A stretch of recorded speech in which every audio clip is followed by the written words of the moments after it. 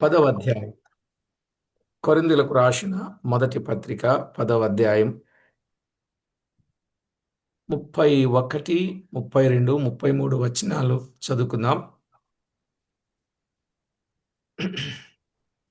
కాబట్టి మీరు భోజనము చేసినను పానము చేసినను మీరేమి చేసినను సమస్తమును దేవుని మహిమ కొరకు చేయుడి. యూదులకైనను గ్రీసు దేశస్థులకైనను దేవుని సంఘమునకైనను అభ్యంతరము కలుగజేయకుడి. ఇలాగు నేను కూడా స్వప్రయోజనమును కోరక అనేకులు రక్షింపబడవలనని వారి ప్రయోజనమును కోరుచు అన్ని విషయములలో అందరినీ సంతోషపెట్టుచున్నాను. చదవబడిన లేఖనం కొరకై ప్రార్థన చేసి వాక్యాన్ని ధ్యానం చేద్దాం. ప్రార్థన చేసుకుందాం.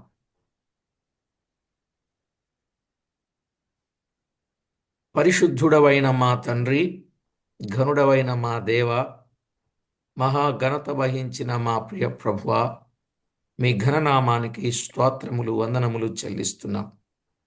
మీ కృపను బట్టి, మీ దయను బట్టి మీరు మమ్మను ప్రేమించి మీ రెక్కల నీడలో బలపరచి భద్రపరచి 2025 సంవత్సరం ఆఖరు దినములో మీరు మీ పాద సన్నిధిని మేము అనుభవించడానికి ఇచ్చిన అవకాశం, ఆయుష్, ఆరోగ్యం అన్నింటిని బట్టి మిమ్మను స్తుతిస్తూ ఉన్నాం. మా ప్రభువా, చదవబడిన లేఖన భాగమును దీవించి మా అందరితో తేటగా సూటిగా స్పష్టంగా మాట్లాడి మీ నామమునకే మహిమ ఘనత కీర్తి ప్రభావములను మీరు ఆరోపించుకొనమని కోరుచు మా ప్రాణనాథుడు, ప్రియుడు, మా రక్షకుడు, అన్ని విషయాల్లో తోడుగా ఉండి మేలు చేసి మహిమ పొందనయున్న మా ప్రభువైన యేసు క్రీస్తు అమూల్యమైన నామమున స్తోత్రము చెల్లించి స్తుతించి ప్రార్థించి మిక్కిలి వినయముగా బ్రతికులాడి వేడుచూ ఉన్నాం మా పరమ తండ్రి. ఆమేన్. ప్రభునందు ప్రియులారా, చదువుబడిన లేఖన భాగములో కొన్ని విషయాలు మనము జ్ఞాపకం చేసుకుంటున్నాం. ఇక్కడ 31లో కాబట్టి అనే మాట మనం చూస్తున్నాం. కాబట్టి అనే మాట మరలా తెలియజేస్తున్నాడు కదా. కాబట్టి అనే మాటలు మనము జ్ఞాపకం చేసుకున్నప్పుడు భోజనము నిమిత్తమైన సంగతులు, మనస్సాక్షి, ఆ మనస్సాక్షికి ఇచ్చిన స్వాతంత్ర్యం, ఏ ఏ విషయాల్లో స్వాతంత్ర్యము కలిగి ఉండాలో అది మనస్సాక్షి మనం చేస్తున్న పనిని బట్టి తెలియజేస్తుందనే విషయాన్ని మనం విన్నాం. అయితే ఇక్కడ మీరు భోజనము చేసినను పానము చేసినను అంత మాత్రమే గాక మీరేమి చేసినను అనే మాట చూస్తున్నాం. మీరేం చేసిన సమస్తము దేవుని మహిమ కొరకు చేయుడి అనే మాట నిజమే. మీరేం చేసినా సమస్తము దేవుని మహిమ కొరకే చేయాల. కొలసీలకు రాసిన పత్రికలో పౌలు మాట్లాడుతూ, కొలసై పత్రిక 3వ అధ్యాయం 17వ వచనములో, మరియు మాట చేత గాని క్రియ చేత గాని మీరేమి చేసినను ప్రభు అయిన యేసు ద్వారా తండ్రి అయిన దేవునికి కృతజ్ఞతాస్తుతులు చెల్లించుచు సమస్తమును ఆయన పేరట చేయుడి అన్నాడు. అక్కడేం చదువుకున్నాం? మీరేం చేసినను దేవునికి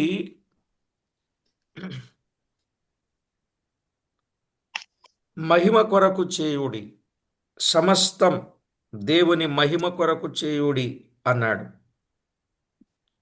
ఇక్కడ మీరేం చేసినను సమస్తమును ఆయన పేరట చేయుడి అన్నాడు.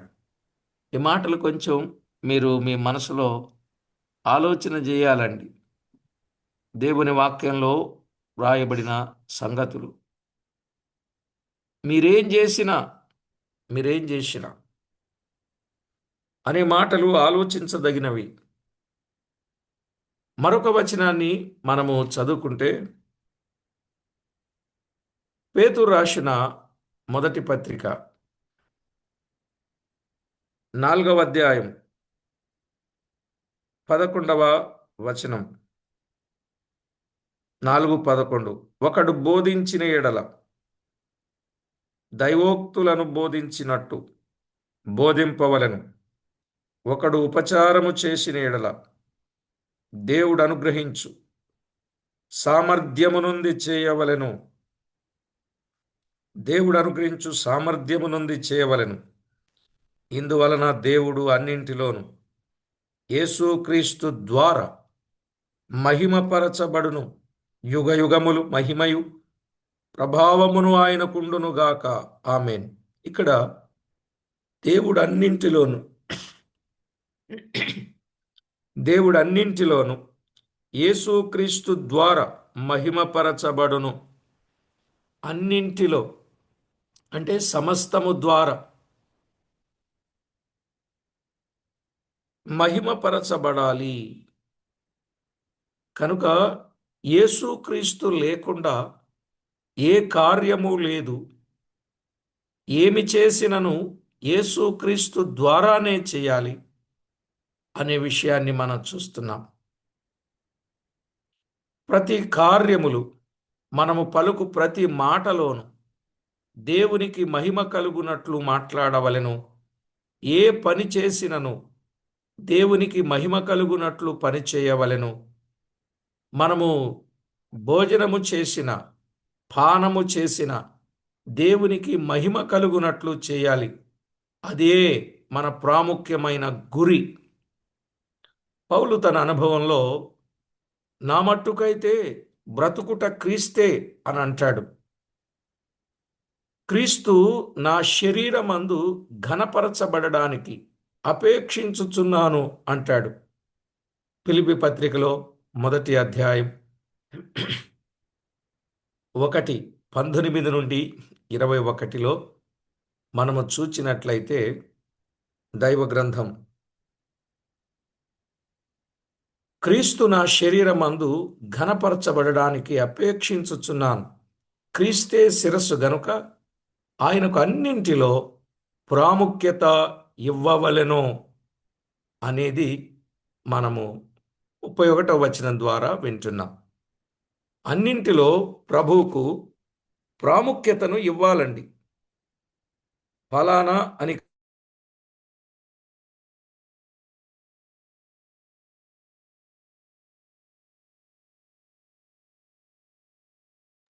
ఫలానా అని కాదండి. అన్నింటిలో ప్రభువుకు మనము ప్రాముఖ్యతను ఇవ్వవలసిన వారమై ఉన్నాం. నిజమే, భోజనము చేసిన, పానము చేసిన, రైట్, అది క్లియర్గా చెప్పమంటున్నారు. భోజనము చేసిన, పానము చేసిన, ఈ విషయాన్ని అక్షరార్థంగా, ఆత్మీయంగా మనం ఆలోచన చేస్తే, భోజన పానాదులు అనే విషయంలో ప్రభు రక్తమునకు, శరీరమునకు సూచనగా, అంటే అక్కడ 4 పనులు చేయాలి. ఏంటా 4 పనులు? దేవుని వాక్యంలో వ్రాయబడ్డాయి. 11వ అధ్యాయములో ఈ రొట్టెను గూర్చి, రక్తమును గూర్చి, నెంబర్ 1 అయోగ్యముగా కాక, 27వ వచనం. నెంబర్ 2 పరీక్షించుకొని.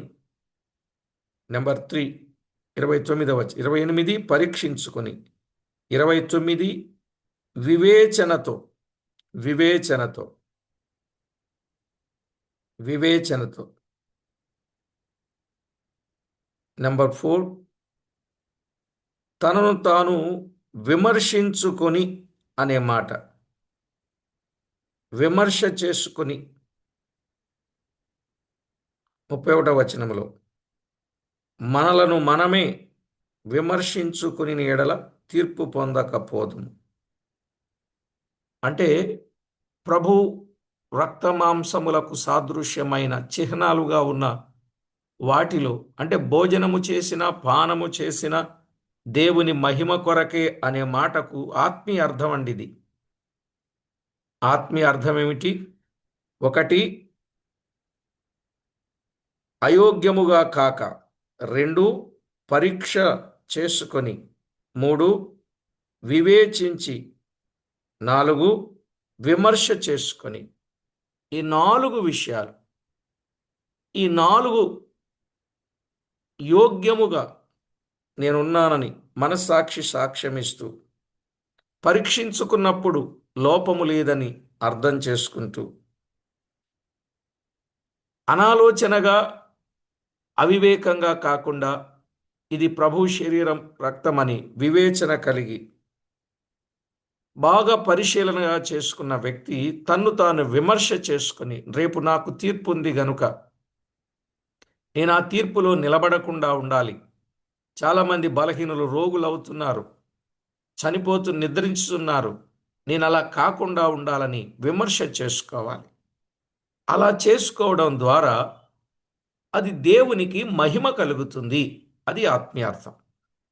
ఇక శారీరకంగా ఆలోచన చేస్తే దేవుడేమిచ్చినా అది ఆయనిచ్చిందే కదా. ప్రసంగి 3:13 ప్రకారంగా, ఒకడు తన కష్టార్జితం వలన అన్నపానములను పుచ్చుకొని సుఖమనుభవించుట అది దేవుడిచ్చిన బహుమానమని దేవునికి కృతజ్ఞతాస్తుతులు చెల్లించి అప్పుడు ఆ భోజనాన్ని భుజించాలి. భోజనాన్ని టక్కన తీసి టక్కన నోట్లో పెట్టేస్తున్నాం కదా, కృతజ్ఞతలు చెల్లించకుండా.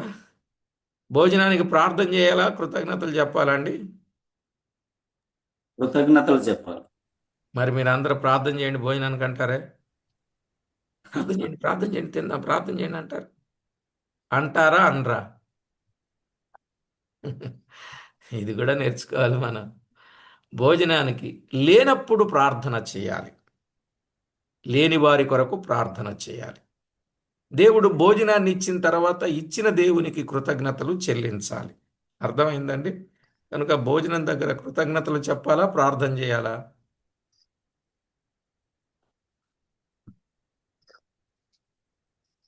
కృతజ్ఞతాస్తుతులు చెల్లించాలి. దేవుడు ఆల్రెడీ భోజనాన్ని ఇచ్చాడు కాబట్టి. లేకపోతే ప్రార్థన చేయండి, ఇస్తే కృతజ్ఞతలు చెప్పండి. మంచిది, ముందుకు వెళ్దాం. ఇక 32వ వచనంలో, జనాంగములకు అభ్యంతరముగా ఉండకూడదని ఆయన చెప్పుచూ ఉన్నాడు. ఏమన్నాడు అంటే, యూదులకైనను గ్రీసు దేశస్థులకైనను దేవుని సంఘమునకైనను అభ్యంతరము కలుగజేయకుడి. అభ్యంతరము కలుగజేస్తే ఏముంది? దేవుడు ఊరుకోడు. ఎవరికే గాని ఏ విషయానికి గాని అభ్యంతరం కలుగ చేయొద్దు అని చెప్తున్నాడు. యూదులు, అన్యులు, ఈ 2 వర్గాల నుండి వచ్చిన వారే దేవుని సంఘం. ఈ 2 వర్గాల నుండి వచ్చిన వారు దేవుని సంఘం. కనుక ఈ దేవుని సంఘమైనటువంటి వీరు దేవుని అడుగుజాడలలో నడుచుచూ ఉన్నారు గనుక వారికి అభ్యంతరము కలుగ చేయకూడదు. మత్తయి వ్రాసిన సువార్తలో 18వ అధ్యాయం 6-7 వచనాలలో, మత్తయి వ్రాసిన సువార్త 18వ అధ్యాయం 6-7 వచనాలలో, నాయందు విశ్వాసముంచు ఈ చిన్నవారిలో ఒకరిని అభ్యంతరపరచువాడెవడో వాడు మెడకు పెద్ద తిరుగటి రాయి కట్టబడిన వాడై మిక్కిలి లోతైన సముద్రములో ముంచివేయబడుట వానికి మేలు. అభ్యంతరముల వలన లోకమునకు శ్రమ, అభ్యంతరములు రాక తప్పవు గాని ఎవని వలన అభ్యంతరము వచ్చునో ఆ మనుషునికి శ్రమ. అవును కదండి. అందుకని మనము యూదులకు గాని అన్యులకు గాని దేవుని సంఘమునకు గాని మనం ఎప్పుడూ కూడా ఏం కలుగ చేయకూడదు? అభ్యంతరము కలుగ చేయకూడదు. ఎవరి బాధ వాళ్ళది, ఎవరు చేసుకునే పని వాళ్ళు చేసుకుని వెళ్ళిపోతారు. కనుక సంఘానికి మనము ఏ విషయములో కూడా అభ్యంతరముగా ఉండకూడదండి. అభ్యంతరముగా ఉన్నాము అనంటే అది మంచిది కాదు అని మనం చూచాం. యూదులను అన్యులను మనము ప్రభువు కొరకు సంపాదించాలి. అలా సంపాదించాము గనుక వారు దేవుని సంఘం. రెండే రెండు వర్గాలండి యావత్ ప్రపంచంలో, యూదులు, అన్యులు. వారిలో నుండి వీరిలో నుండి రక్షించబడిన వారు దేవుని సంఘం. గనుక ఎవరు ఏ విషయములోను అందులో మన విషయములో వేలు పెట్టి చూపుటకు కారణము లేకుండా ఉండునట్టుగా మన జీవితాన్ని జాగ్రత్త చేయాలి. ఇది ప్రస్తుతమే.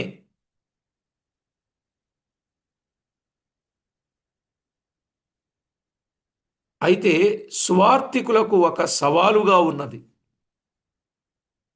సువార్తను శక్తితో ప్రకటించుటకు, ప్రకటింపబడిన సువార్త శక్తిని ప్రజలు గుర్తించి క్రీస్తును విశ్వసించునట్లు సువార్తికులు చేయు భోజనపానాదుల విషయములో ప్రతి విషయములో బహుజాగ్రత్తగా ఉండవలెను అనేది. ఎందుకంటే సువార్తికుడు అనగా దేవునికి ఒక కరపత్రిక లాంటివాడు. సువార్తికుడు దేవునికి కరపత్రిక. అందుకే 4 సువార్తలు దేవుడు నలుగురి చేత వ్రాయిస్తే 5వ సువార్త ఎవరు? రక్షించబడిన విశ్వాసులు, సువార్తికులు అనే విషయాన్ని గమనించాలి.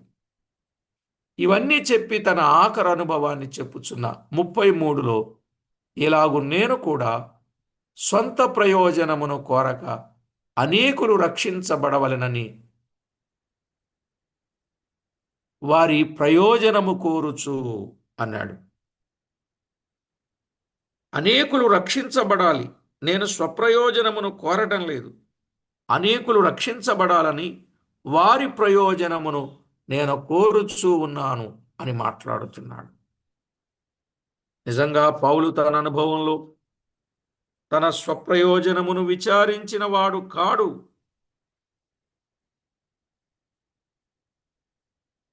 7వ అధ్యాయంలో 35వ వచనం ఒకసారి మీ లేఖనం చూడండి. 7వ అధ్యాయం 35వ వచనం. మీకు ఉరియొడ్డవలెనని కాదు గాని మీరు యోగ్య ప్రవర్తనులై తొందర ఏమీ లేక ప్రభు సన్నిధాన వర్తనులై ఉండవలెనని ఇది మీ ప్రయోజనము నిమిత్తమే చెప్పుచున్నాను అన్నాడు. ఇది మీ ప్రయోజనము నిమిత్తమే. మీ ప్రయోజనము నిమిత్తమే అంటే తన స్వంత ప్రయోజనాన్ని పౌలు ఎప్పుడూ కోరకుండా అక్కడున్నటువంటి దేవుని పిల్లల ప్రయోజనము నిమిత్తమే ఆయన ఏదైనా విషయాన్ని చెప్పాడు, ఏదైనా విషయాన్ని చేశాడు. మందలించుటలో, హెచ్చరించుటలో, గద్దించుటలో, బుద్ధి చెప్పుటలో, ప్రేమించుటలో ఇవన్నీ ఇతరుల స్వప్రయోజనము కొరకే, ఇతరుల ప్రయోజనము కొరకే. ఈవేళ ఇతరుల ప్రయోజనాన్ని చూస్తుంటే వారికి అంత అనిపించడంలే.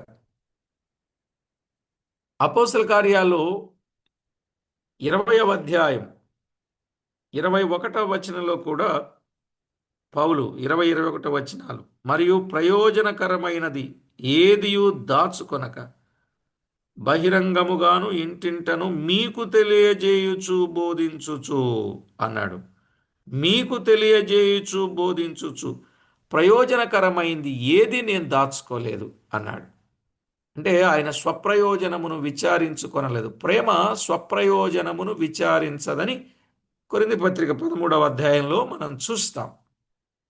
అలాగున పౌలు స్వప్రయోజనమును విచారించక ప్రజల విషయములో ఆయన మేలు చేయడానికి ఆయన ఎక్కువగా ఇష్టపడ్డాడు. అన్ని విషయములలో అందరినీ సంతోషపెట్టుచున్నాను అన్నాడు కదా. అందరినీ అన్ని విషయాల్లో సంతోషపెట్టుచున్నాను. నిజమే. పౌలు తన స్వీయ అనుభవంలో అందరినీ సంతోషపెట్టేవాడుగా, అందరికీ అన్ని విధముల వాడుగా ఉన్నాడు. కొరింథీ పత్రిక 9వ అధ్యాయం 22వ వచనం, 9:22 అండి. బలహీనులను సంపాదించుకొనుటకు బలహీనులకు బలహీనుడనైతిని, ఏ విధము చేతనైనను కొందరిని రక్షింపవలనని అందరికీ అన్ని విధముల వాడనైతిని. అందరికీ అన్ని విధముల వాడనైతిని. దాని అర్థం ఏంటండి? ఎక్కడికి వెళితే అక్కడ ఏ ఎండకు ఆ గొడుగు పట్టేశాడని అర్థమా? ఏమండి? ఏ ఎండకు ఆ గొడుగు పట్టేశాడంటారా? ఎక్కడికి వెళితే అక్కడ వాళ్ళతో కలిసిపోయాడంటారా? ఈయన సత్యం చెప్పడానికి చూస్తున్నాడండి. సత్యం చెప్పడానికి చూస్తున్నాడు. వెళ్ళకపోతే ఎలా తెలుసుద్ది సత్యం? కొంతమంది ఉన్నారులేండి, ఇక్కడే ఉండాలి, ఇక్కడే చెప్పాలి, చెప్పడానికి అవకాశం ఇయ్యరు, ఎక్కడికి వెళ్ళనియరు.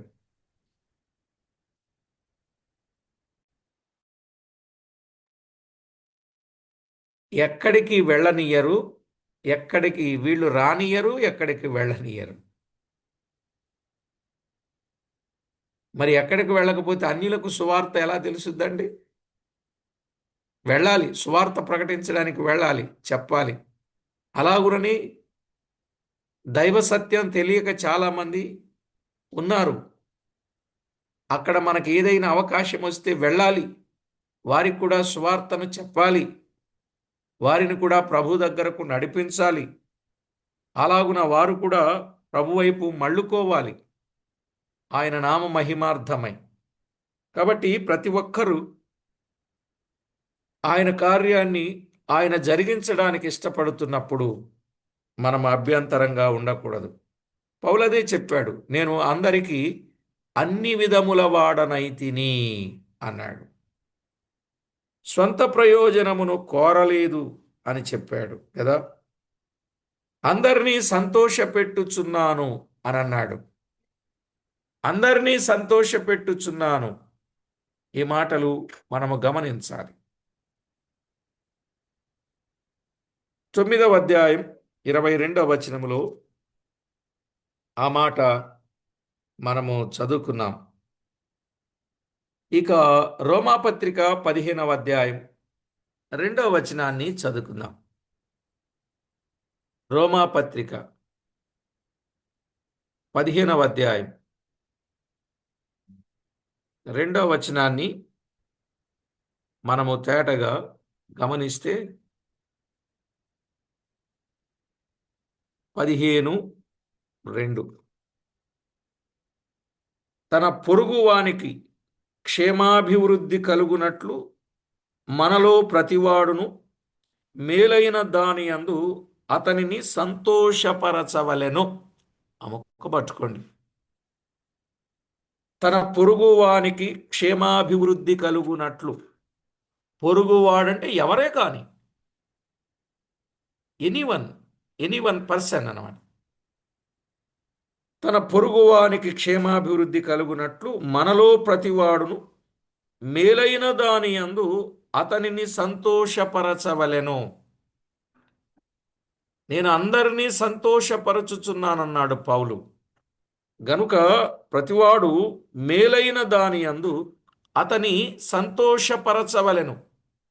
మేలైన దాని యందు అతనిని సంతోషపరచవలెను అనే మాట చాలా విశేషమైన మాటగా భావిస్తున్నాం.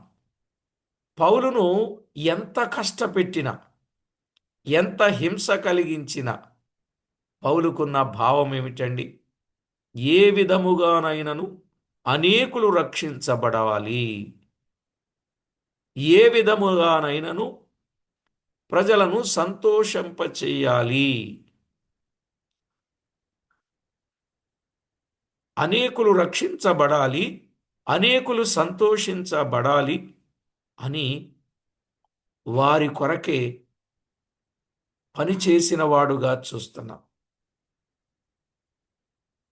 రక్షించబడవలననే కోరిక, సంతోషపెట్టవలననే కోరిక కలిగి పనిచేశాడు. ఇదే చెప్పినట్లుగానే జీవించాడు. 11వ అధ్యాయం మొదటి వచనములో, 11వ అధ్యాయం మొదటి వచనం ఏమన్నాడండి?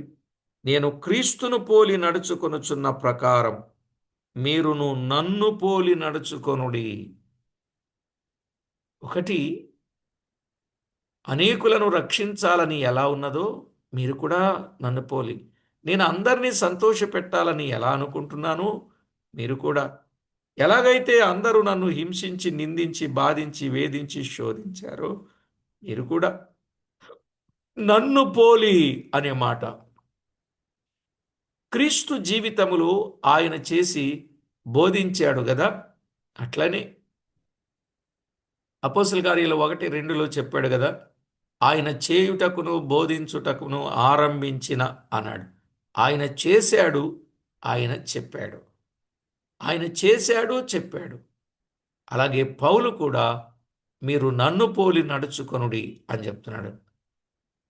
కాబట్టి అనుదిన జీవితములో పౌలు ఏదైతే బోధిస్తున్నాడో తాను జీవించి బోధిస్తున్నాడు అనడానికి ఏ సందేహము లేదు.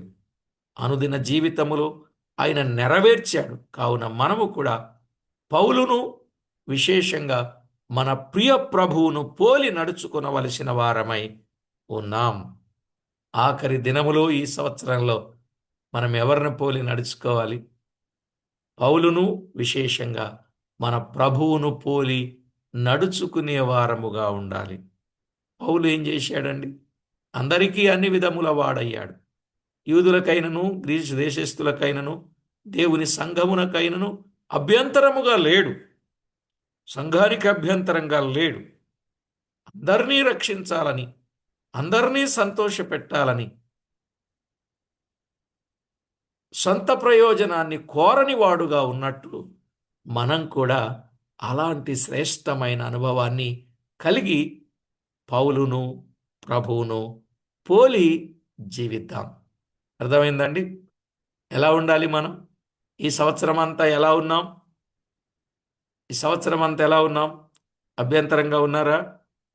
ప్రభు దగ్గర క్షమాపణ చెప్పండి, అడగండి. స్వప్రయోజనమును విచారించారా? ప్రభు దగ్గర క్షమాపణ చెప్పండి. అందరికీ అన్ని విధముల వాడుగా లేకుండా వ్యతిరేకంగా ఉన్నారా? క్షమాపణ చెప్పండి. జనాలను సంతోషపెట్టడం మానేసి దుఃఖపెట్టేవారుగా అయ్యారా? క్షమాపణ చెప్పండి. అవునా కాదండి? ఏ విషయంలోనైనా నేనంటే నేనే అని అనుకున్నారా? క్షమాపణ చెప్పండి. పౌలును పోలి, ప్రభువును పోలి జీవించడం మంచిది.